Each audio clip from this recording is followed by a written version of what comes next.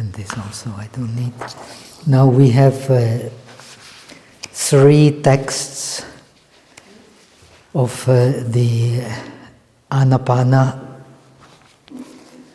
meditation, which we have printed.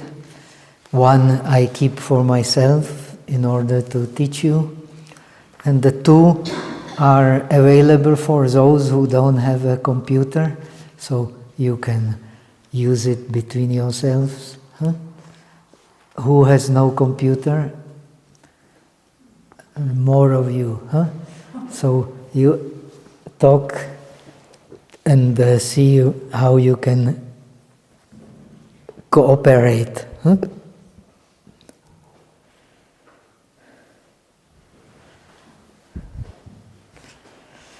And we will use this text in the morning and meditate in accordance with this text. I hope you will get more and more deep into the meditation, and as you go deeper into meditation, you will get more and more clarity about the text, which we will analyze slowly, so that when you leave here, you can meditate with confidence. And now we are also dealing with a text which is, so to say, this text comes from the Shravaka Bhumi, which explains how to become an Arahat. Now, to become an Arahat, the Buddha is also an Arahat. To become an Arahat is a great thing, but for those who feel urge to be able to develop the ability to be of use to others, and make the emphasis on that, that is the meaning of bodhicitta. And this text is based on the bodhicitta. If you don't practice bodhicitta, so you don't need to follow this text, which, as the non-dualistic meditation always does, kind of puts down the importance of the differentiating thoughts and extols the importance of the non-differentiating thought. But of course, in order to have realization, we need both. Nobody got the realization only by differentiating thought. When you have realization, you use differentiating thought, and you use also non-differentiating thought. As long as you don't have realization, if you practice bodhicitta, you start from the very beginning to use non-differentiating thought. This is a difference. And of course, you understand the non-differentiating thought, also through logic, through deduction, through dialectics. So you get a very much clarity. Then when you meditate, it becomes very easy. According to the tradition of this Holiness Dalai Lama, Gelug tradition, Tsongkhapa tradition, Lamrim Chenpo tradition, actually you don't need any deep samadhi. Of course you need samadhi, but not any deep samadhi. Just by clear understanding and awareness, you can get realization. Realization here, of course, means the attainment of the first bodhisattva bhumi. That means the direct realization of emptiness. Then everything changes. But this direct realization of emptiness through the understanding of non-differentiating thought is much more difficult. Most of those who study the bodhisattva path, they are pritakjana. But pritakjana means ordinary person, putujana. They are putujanas, but they are very, very noble putujana. Even Visuddhimagga says the noble putujana has very, very often much more virtues than realized Sotapanna who has not practiced the paramis into depth. So the ideas are very similar. Of course, when you get a realization through the Theravada path or through the Shravaka path, it is based on the correct differentiation. But the correct differentiation is still a differentiation. Even correct differentiation is still differentiation, and differentiation is vikalpa based on thought, and one has to go beyond thought to understand the ultimate reality. That should be very clear.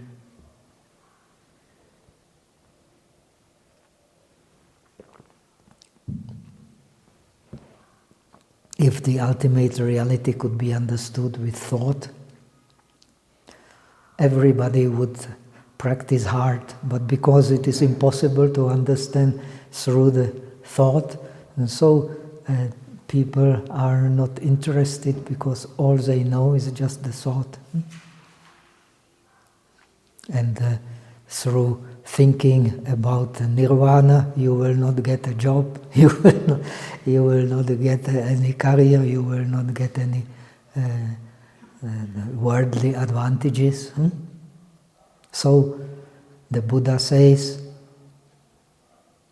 Anyahi labhu upanisa anya nibbana gamini etat yatha bhutam nyatva savako hoti buddhasa.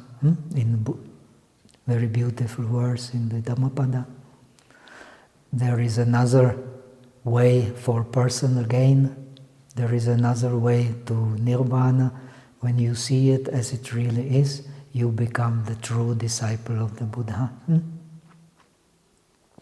So, but you don't, it's very difficult to see it as it is unless you practice samadhi. So we emphasize samadhi, and the samadhi based on bodhicitta is, in this tradition, in the Maitreya tradition, is the one-moment samadhi. It is called also eka samskara samadhi.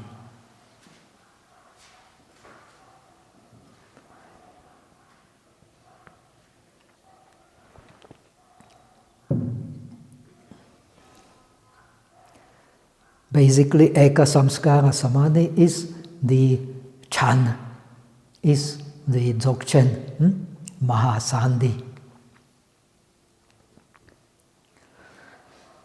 Why is it called one moment? Because in one moment, now you are going to learn, so don't jump. Please don't jump forward. If we jump forward, so let us translate the introductory part. I have one question from yesterday's class. So Bhakti, I'm not sure if I am right. So yesterday I have heard you mentioned emptiness is not reality. Emptiness as a concept is not a reality. Emptiness is experience. Yes. You may have a concept of emptiness, but it will not be reality. That is why we are not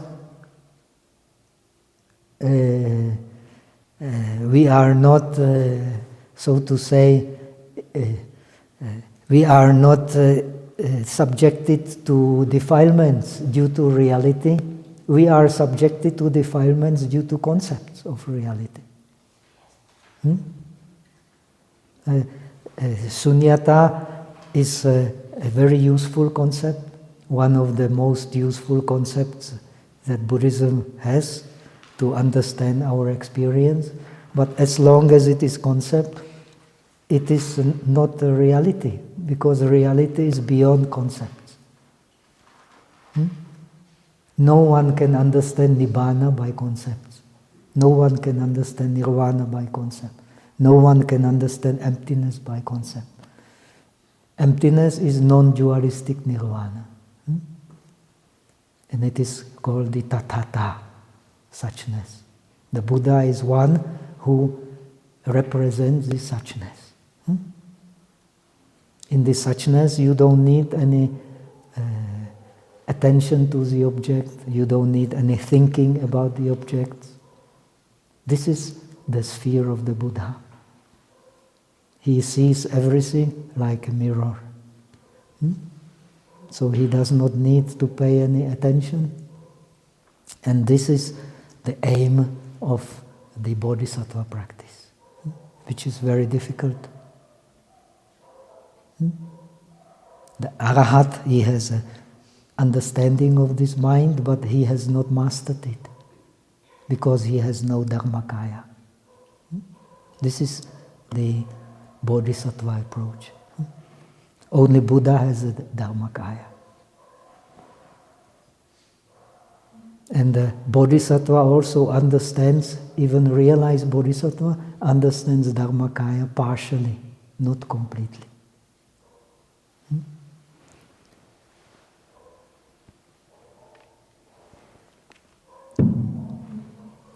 So let us go to the text, and I will translate it from Chinese. It is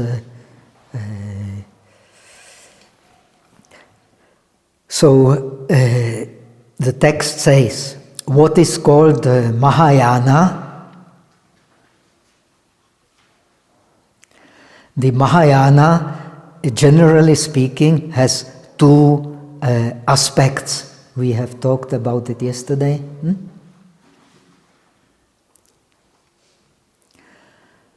First, the aspect of Dharma,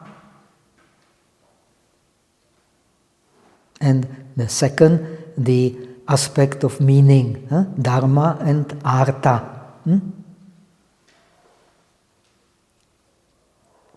Now, before we started, you have learned that in this tradition, it starts, the first part is veneration of the Triple Gem and the causes for writing the thesis.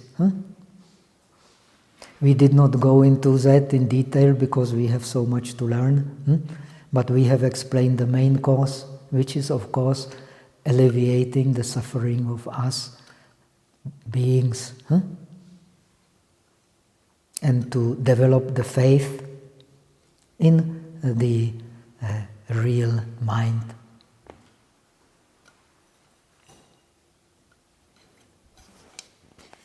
Now, the real mind is body, and we have seen the veneration of the Buddha is not veneration of the historical Buddha, but is a veneration of the body.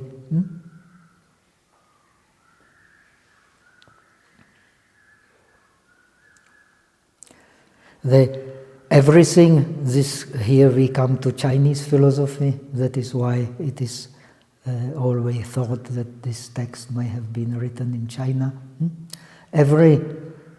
The body is the essence. If we don't have the essence, we may know many things, but we don't know how to free ourselves from suffering.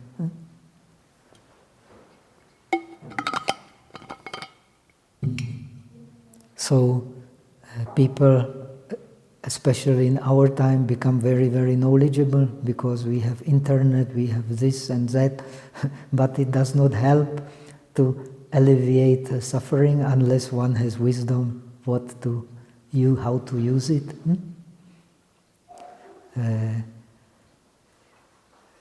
The only thing that alleviates the suffering is really body, and body means awakening. And awakening is the mind, and the perfect awakening is a Buddha. And this perfect awakening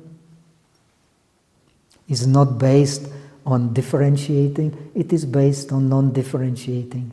Arahat also, Sotapanna also has a realization because he understood the non-differentiation. By differentiation we cannot understand body.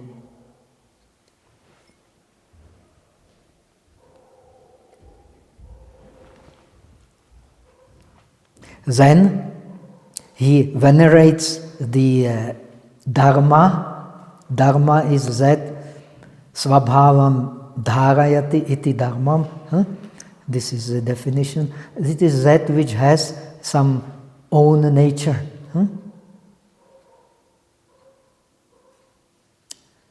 So that which has own nature, that stands. That which has no own nature, that does not stand.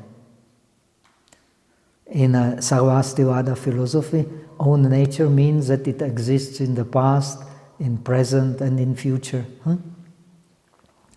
Like I may now have a pleasant feeling, but after a while I get pain somewhere and I have an unpleasant feeling. So pleasant feeling, unpleasant feeling does not stay anywhere. But the fact of Vedana being the reception of the object, it stands all the time. Whenever I have Vedana, I have reception of the object.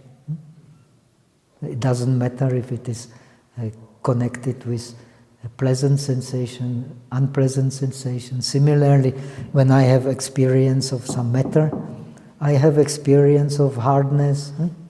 Of course, when there is hardness, there must be softness and so on. So this will stand. Wherever there is an object, there will be hardness. Even softness is based on hardness. So that stands. This table we can burn and nothing will remain, but the hardness will remain. Of course, this is also a relative truth, not the absolute truth. So for the Mahayana, the five aggregates, everything is only relative truth. The highest truth is only one. The Buddha also teaches ekam hi satyam dvitiyam na vidyate. There is only one truth, there is no second truth. And for the Buddhists, this truth is nirvana. There is no other truth if we are Buddhists.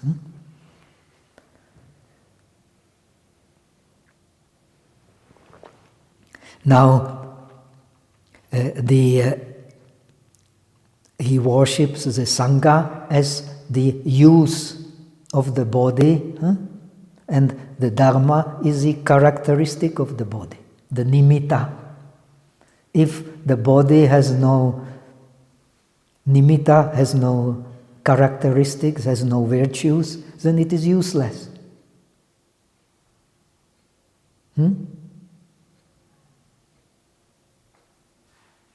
So this is especially Chinese interpreters especially emphasize. If the body, the purity, is strictly separated from impurity which we experience, then the purity has no use. This is Mahayana idea.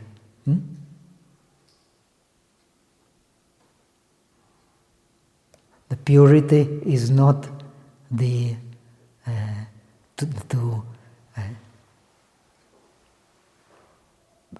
put away impurity. You cannot remove the world, right? You cannot push away the world. For the Arahat, the world is there. For the Buddha, the world is there. The world is, the purity is to be realized in the world, not somewhere outside of the world. And how you realize the purity of the world? By realizing emptiness of the world.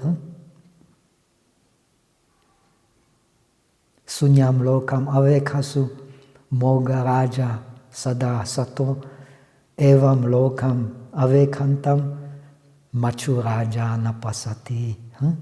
Says the Sutta Nipata. See the world as emptiness. You, Moga Raja, always mindful. When you will see the world as emptiness, the king of death will not see you. This is Buddhism.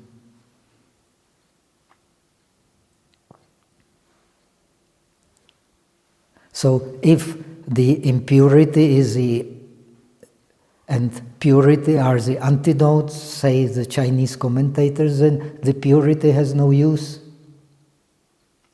In order to understand the scripture, it is very important. This is a non-dualistic approach.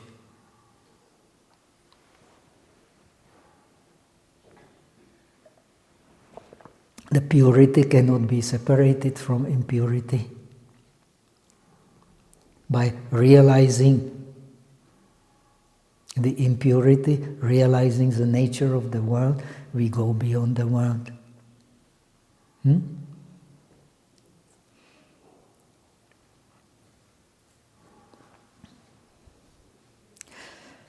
So, two meanings. We have Dharma and we have the Artha. We have Dharma. Dharma is that which has nature, lasting nature, but lasting in conventional sense. Nothing lasts in the highest sense. And the Artha means that which has Dharma. According to Shikshananda's translation, that which has Dharma has meaning. In order to understand what follows, it is very important to keep this in mind.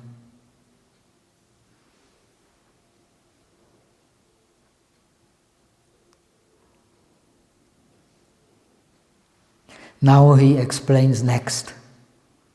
That which I call Dharma,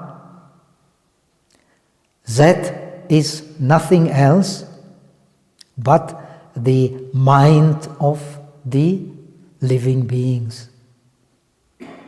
Yesterday we have explained. The mind gives the meaning. And we have learned now the true mind is body. And body is a mind which does not change. And the body is a mind which has no name. It is beyond naming. For the students of Chinese Buddhism, it is very clear. The Tao has no name. The Tao which has name is not eternal Tao. You learn at the beginning of the Tao Te Ching. Chinese Buddhism, of course, is a mixture with Taoism. Taoism has very deeply influenced Chinese Buddhism, and Taoism is a great aid for yoga, of course. Taoism and yoga is a very, very similar approach. Through studying your body, you understand the universe.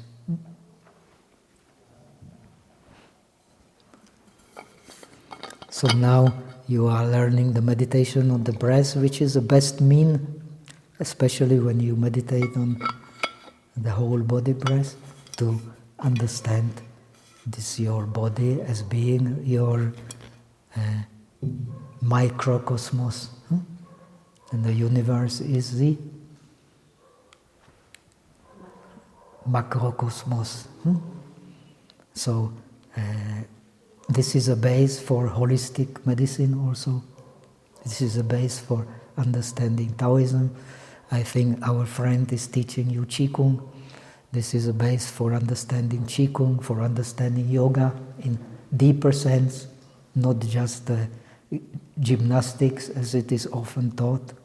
Now, first in India, but now everywhere in the world, the yoga becomes more gymnastics. But this is not the tradition of yoga.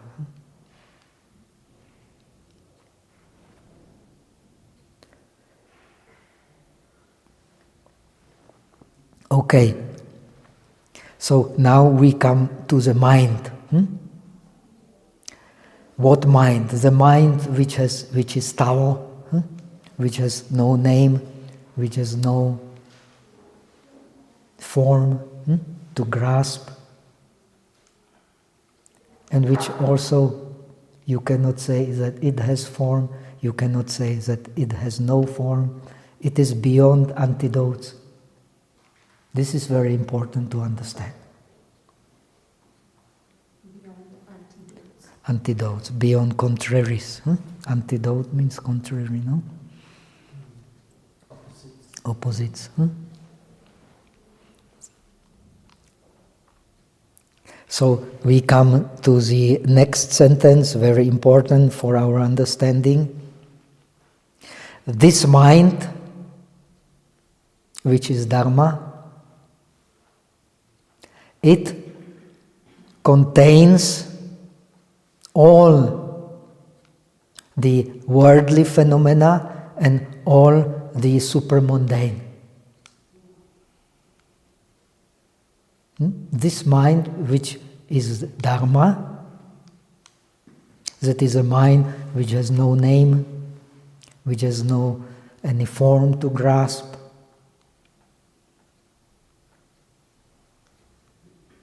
When you grasp it, it's not there. This is your practice. This mind,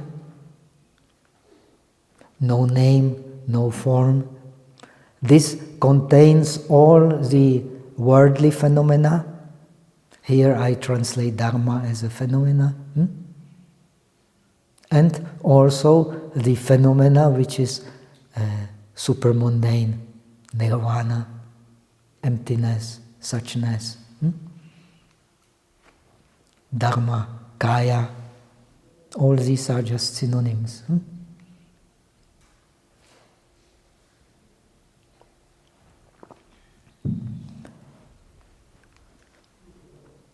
So this is very important. We are bound by the mind and we are also liberated by the mind. Now, because we don't understand the mind, we suffer. The only way to understand the mind is to contemplate all our experience as being based on the mind. This is the Bodhisattva approach. No matter whether Madhyamika or Chittamatrata, the same idea. The mind itself creates duality. The duality comes from the mind. But the essence of the mind is not dual. But it creates the illusion of duality.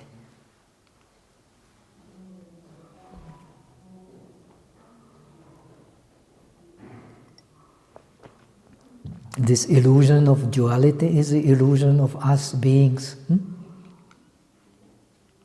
We live in illusion, we don't live in body.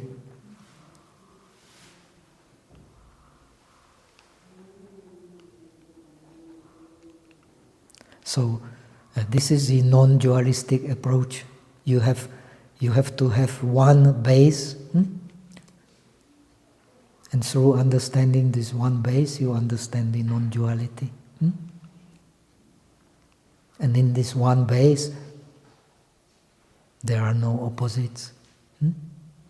This is very difficult to understand.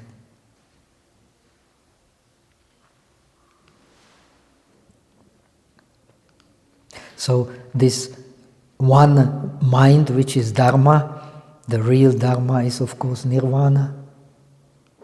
It contains all the worldly phenomena and all the supermundane. The Arahat, he still lives in the world. He cannot leave the world. Buddha also lives in the world. What is the conclusion of the non-dualistic philosophy? The beings, the Buddha, and the mind is one totality. Three in one.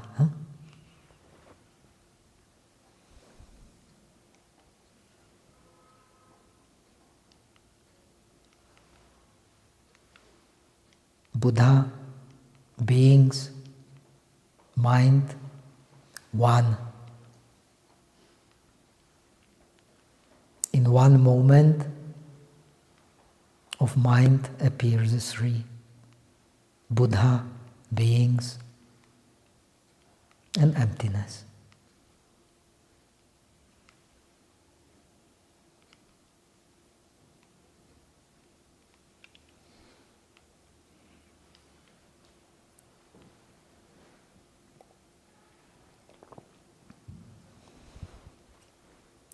So this is very important principle if you want to understand the non-dualistic philosophy, no matter whether in Hindu tradition or in Buddhist tradition or in Jaina tradition, which I don't know. All the traditions finally try to integrate the non-dualistic understanding.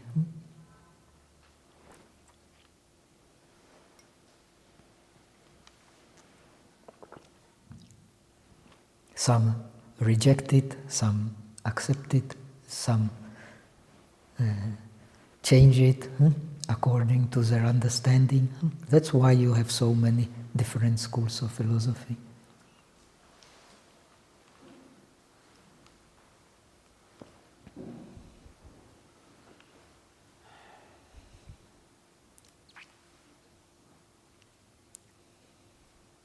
So, on the base of this mind, which contains all the worldly and the supermundane, we manifest the meaning of Mahayana.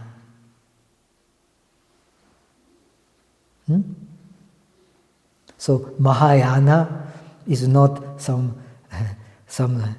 sect, different sect. Mahayana is the mind itself here, which contains all the worldly phenomena, and it contains also the supermundane.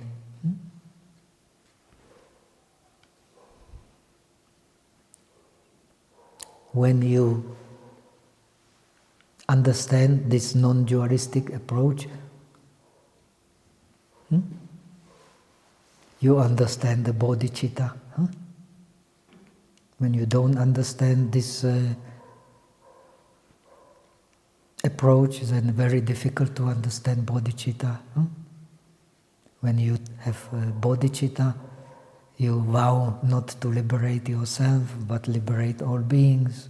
You vow to not to remove your own defilements, but the defilements of all beings. You vow to learn all the dharmas. You vow to attain the highest. How can you do it? No one can do it. The Buddha has also not achieved that, but the mind can do it.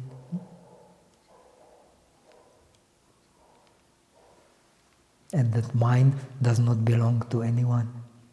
Which mind? That mind which contains all the worldly phenomena and also all the supermundane. So,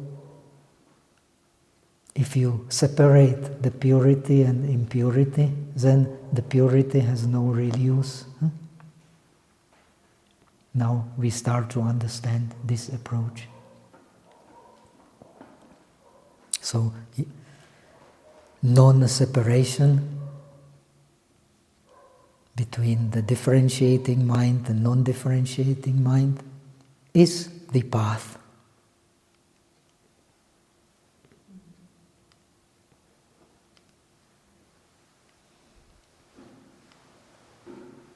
When you penetrate the differentiating mind,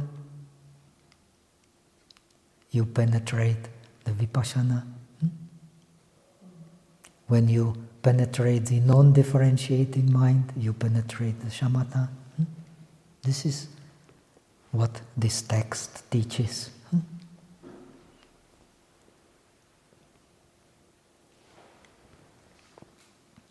You connect them together, then the differentiating mind and non-differentiating mind will appear as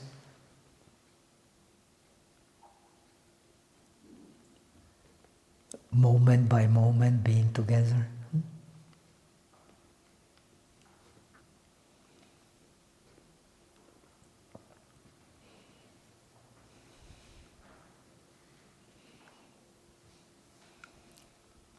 So, by practicing shamatha, you understand the non-polluted bliss. By practicing vipassana, you understand the suffering without attachment. So this is the non-dualistic approach.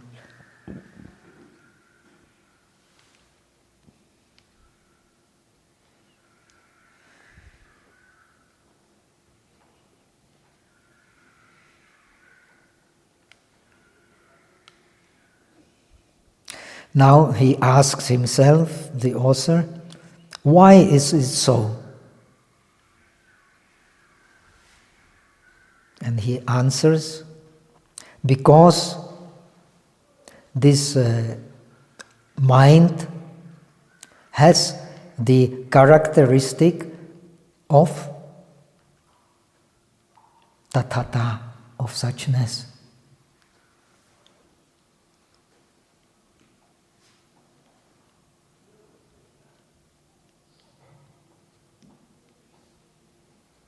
This mind has a characteristic of suchness. What is suchness? Suchness has no own nature. Svabhava. Nothing has svabhava. No nirvana has svabhava. No samsara has svabhava. Own nature does not exist. The Shravaka tradition of the disciples, emphasizes the non-own nature of the person, of the Pudgala Nairatmya. Here we have non-dualistic tradition emphasizing the Dharma Nairatmya. Nothing has own nature. Own nature is Atma. Nothing has own nature. So the realization is of the non-changing in the changing, and the changing in the non-changing. This is the meaning, very important to understand. The pure and the impure, if you separate radically, this is Nagarjuna's idea. The same. The non-dualistic thought is based on Nagarjuna.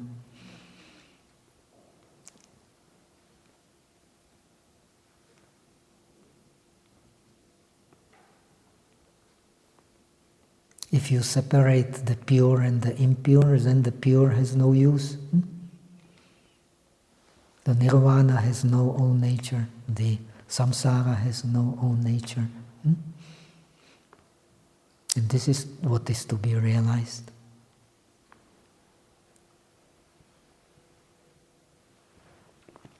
How do you realize? By realizing the non-self nature of the mind. Non-self nature of the mind is the emptiness, is the suchness of the mind.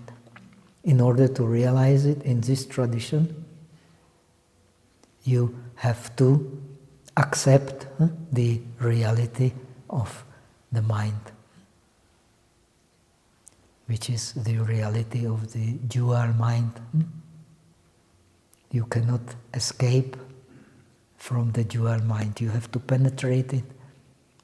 In order to penetrate it, you have to accept it.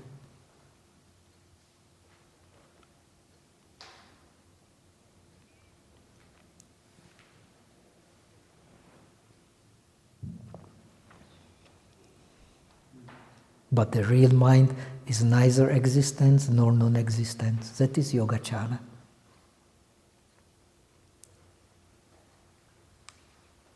Dependent origination, the true meaning, is beyond existence and non-existence.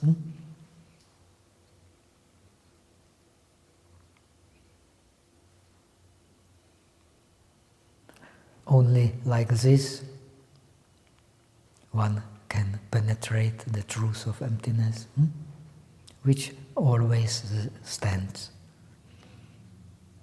In whatever circumstances, it is there. In nirvana it is there, in samsara it is there.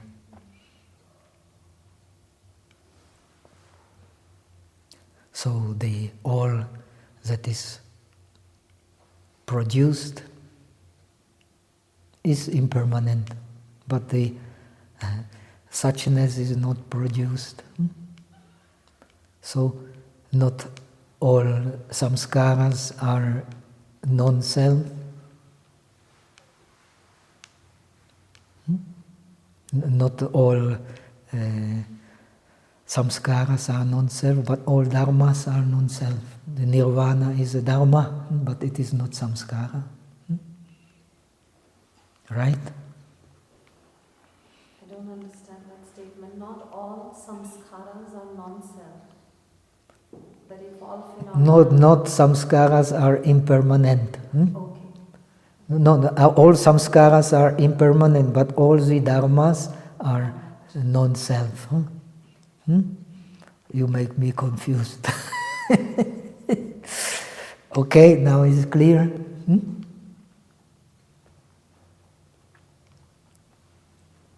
Okay, so we come to the next part. We understood this mind has the characteristic of suchness.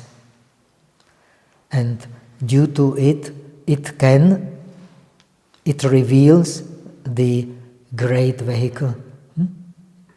The suchness of the mind is a great vehicle, which contains the pure and the impure.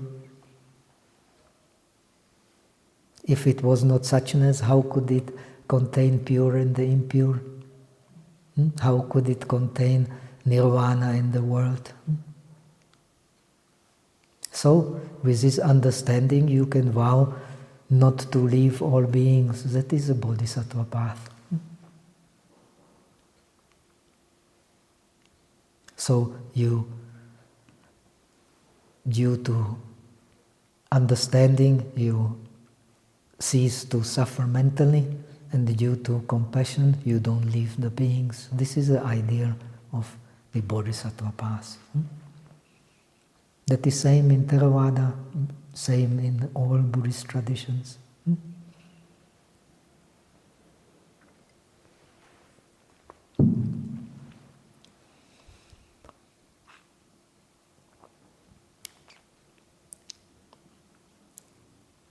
So this characteristic of this one mind as reveals the Mahayana.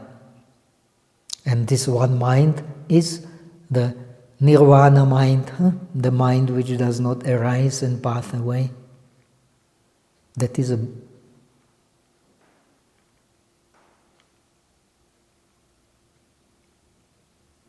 and the mind which arises and passes away due to causes and conditions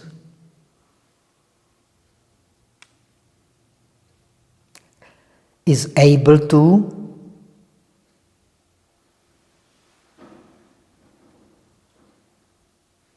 reveal the own substance, own characteristics, and the own function.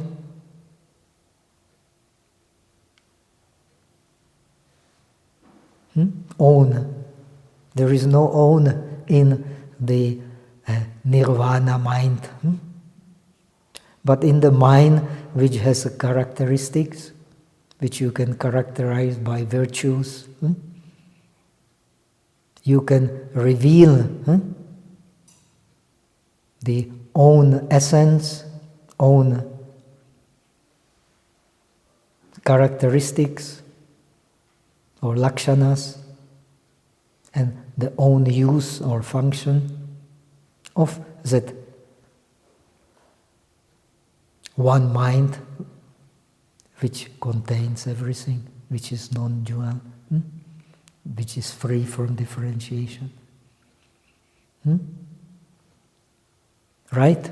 So in order to the essence separated from the characteristics, as we have learned, has no use. The purity separated from the world has no use. The purity is revealed in the world, right? The purity which is not revealed in the world has no use, right? Because the beings give the meaning. The world as such has no meaning that is beings who give the meaning to the world. This is a difference between the scientific approach. Scientific approach wants to find the meaning by the instruments. The spiritual meaning you can only find in the mind. You cannot find by any instrument, impossible. But why not try? It's a good thing to try. And it can, especially in our time when we believe so much in science, it can enable people to pay attention to the ultimate meaning.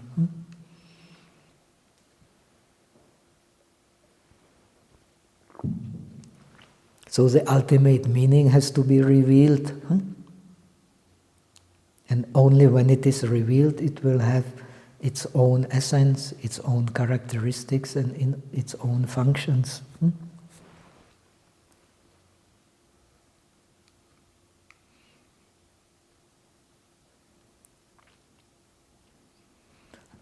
The suchness does not have any characteristics, but yet it can reveal all characteristics, right?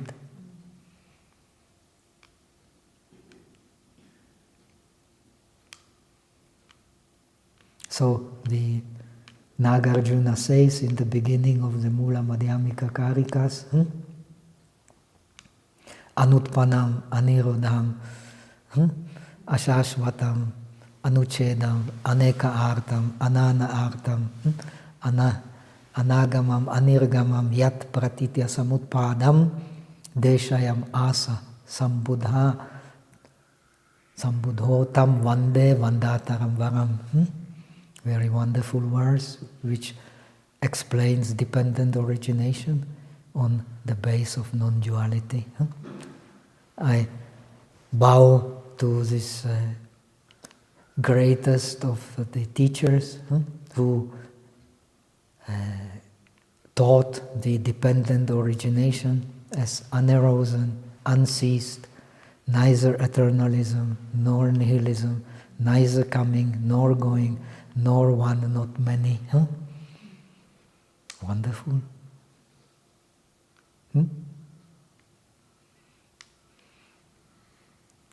When I was in Nepal, the Sangha Raja of Thailand visited when I came when he left, because there are many Nepalese studying in Thailand. Maha Chulalongkorn University.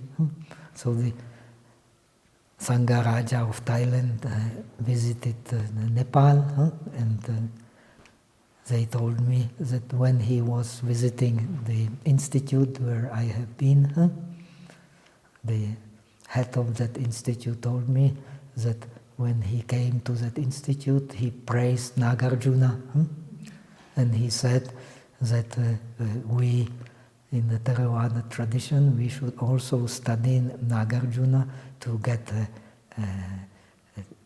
understanding, deeper understanding of our practice. Very significant.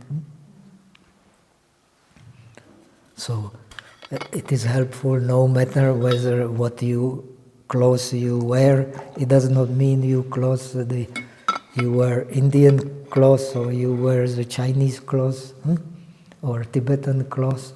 It does not make you Mahayana. The Mahayana makes you the great mind. This is what is meant here. This great mind contains the world and also that which is beyond the world.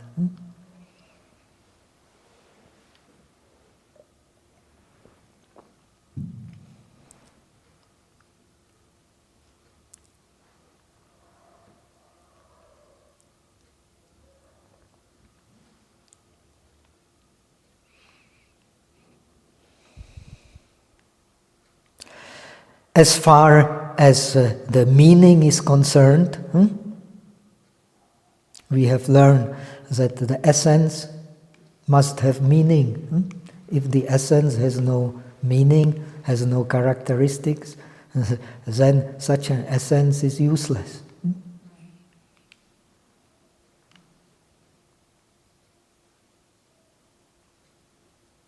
So what I call the meaning, they are three kinds of meaning.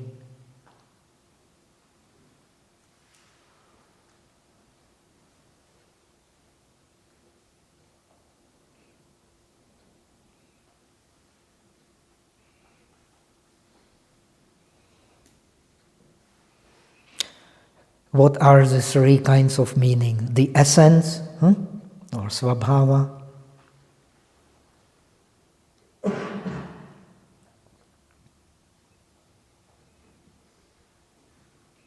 This essence, svabhava, is not manifest. As we have said, it has no arising, no passing away, it has no name, it has no form. So it can be great essence. If it has name, if it has form, it is not the great essence. Very Chinese.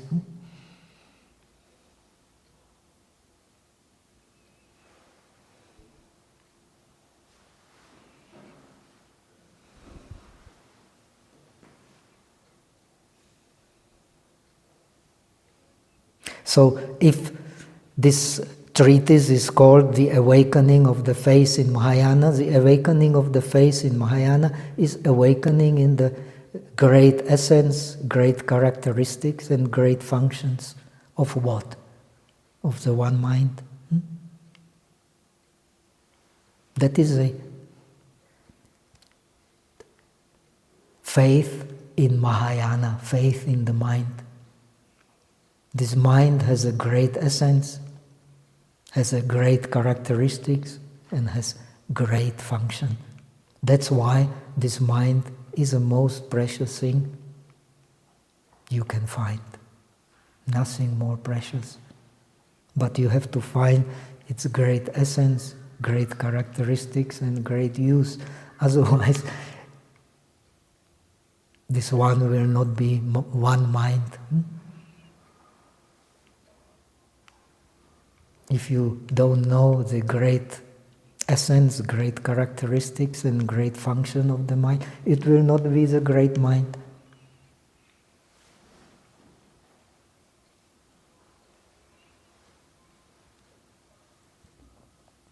So that is a faith.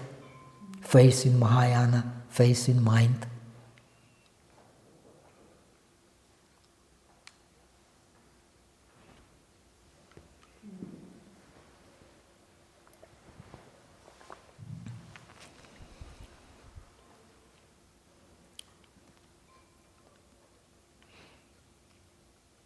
So this great essence, he explains, great essence means that the suchness of all the phenomena is always the same, and it does not arise and does not cease. The essence of all the phenomena is always the same. The suchness is always the same. Emptiness is always the same. It does not arise, does not cease, and makes everything equal. Because we don't understand this great essence, we are, from this non-dualistic point of view, we have not penetrated the mind.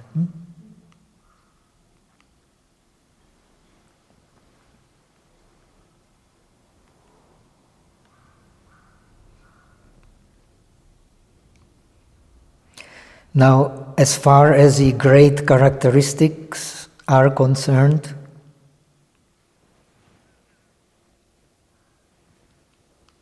that means that this is Tathagata Garbha, the Buddhahood in the mind of all living beings, the suchness in the mind of all living beings, the truth in the mind of all living beings, the ultimate in the mind of all living beings, is called Tathagata Garbha, the Buddha nature. And this Buddha nature, to this Buddha nature belong all virtues. It does not belong to any individual. This is, in a Chinese tradition, most of the monks and lay people, they learn by heart the Daimon Sutra. This is a teaching of the Daimon Sutra. If you practice virtue with the perspective that it belongs to you or it belongs to beings, then that virtue is a small virtue. But if you practice virtue that it belongs to the great principle in the mind of all sentient beings, that is a great virtue.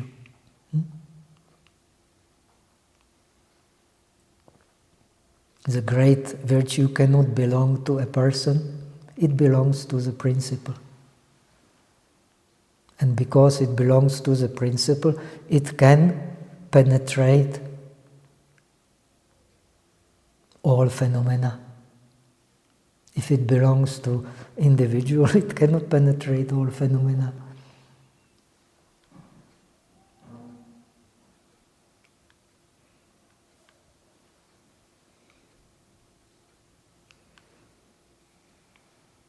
So that is the use of the great essence. The great essence has a great virtue. It is its use, right? If it does not have this use,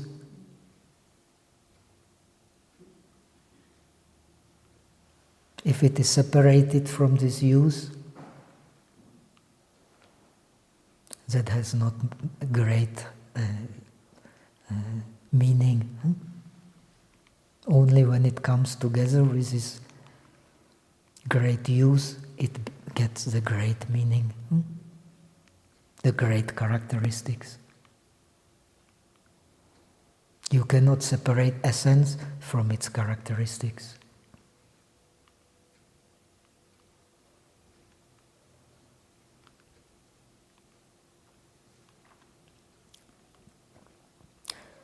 Now the great function means that this essence, which is hidden in the minds of all beings,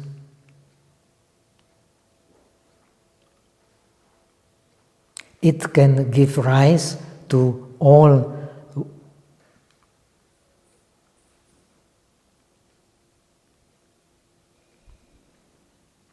all the kusala, all the wholesome that exists in the world and beyond the world. That is a great use. Everything wholesome in the world and beyond the world, this is a difference. In the Bodhisattva path, this wholesome is also beyond the world. Because we have learned this one mind, it contains the nirvana and it contains the samsara, non-dualistic approach. So this nirvana is the ultimate good. Ultimate good is also good. But this ultimate good has to be revealed in the world, otherwise it has no great use.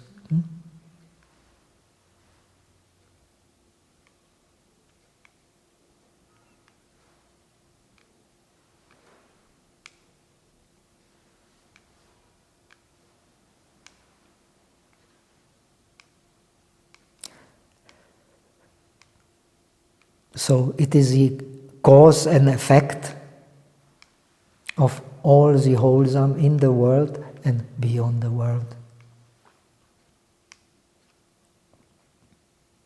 Cause and effect, this is also very Chinese. You cannot divide. And for the Bodhisattva, the cause and the effect is a bodhicitta. This is very important to understand. So the Samantabhadra chapter of the Avatamsaka Sutra teaches that to give rise to Bodhi, the beginning of the path, is the more difficult. Beginning of the path is a true faith, is more difficult than any realization. That's why it is called bodhicitta. The arising of your mind cannot be separated from all beings, and it is one mind.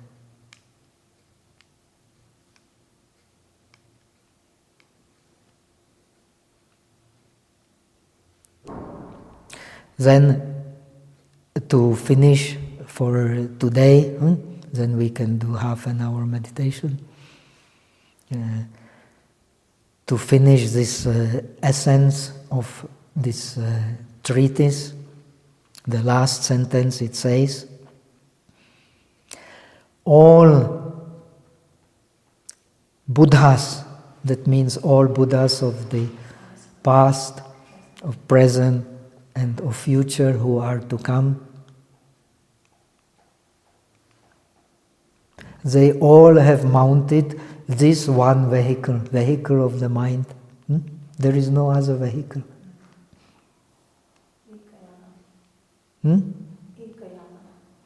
Yes, but it does not say ekayana, it says the original. The originally, that means from the very beginning to the very end, they have always mounted only this one vehicle of the mind. In reality, for the Buddhists, there is no other vehicle.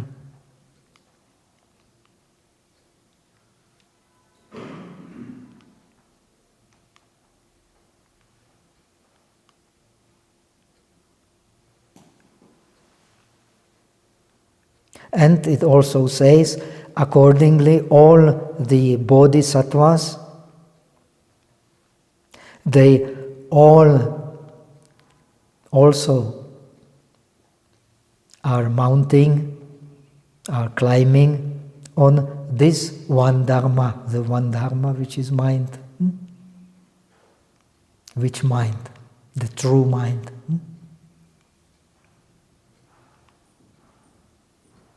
What is the true mind? The suchness.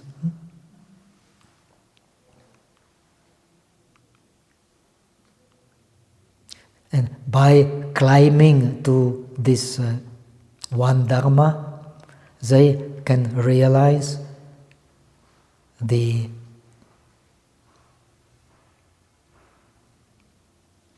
T means a bhumi, the Tathagata bhumi. They can realize,